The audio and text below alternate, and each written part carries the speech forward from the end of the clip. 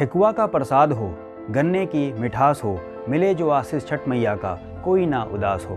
नमस्कार, मैं पंकज कौशिक छठ पूजा की हार्दिक शुभकामनाओं के साथ स्वागत करता हूं आप सभी का छठ पर्व के इस विशेष प्रोग्राम में। छठ पूजा हिंदू धर्म की एकमात्र ऐसी पूजा है जिसमें ना तो मंदिरों की कोई भूमिका है, ना ही पुरोहितों की कोई आवश्यकता, ना ही किसी तरह का वैभव का कोई प्रदर्शन है और ना ही धन का कोई प्रभाव। आवश्यकता है तो केवल और केवल पवित्रता की, श्रद्धा की और एक ही कामना कि छठ मैया सभी का कल्याण करे, सभी का मंगल करे।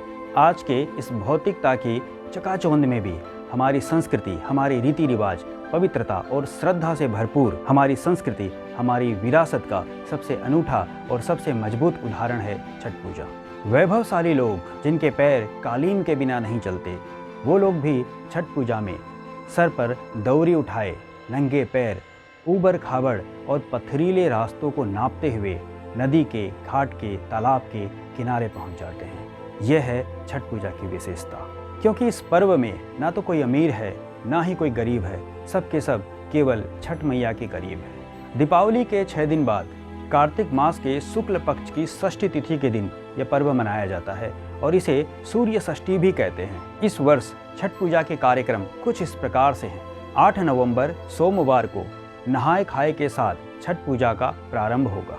9 नवंबर मंगलवार को छठ पूजा का सबसे महत्वपूर्ण दिन खरना होगा। 10 नवंबर बुधवार के दिन डूबते हुए सूर्य को अर्घ्य देकर के उनसे प्रार्थना की जाएगी कि वो अगले दिन जल्द ही उदय होकर के सभी भक्तों का कल्याण करें।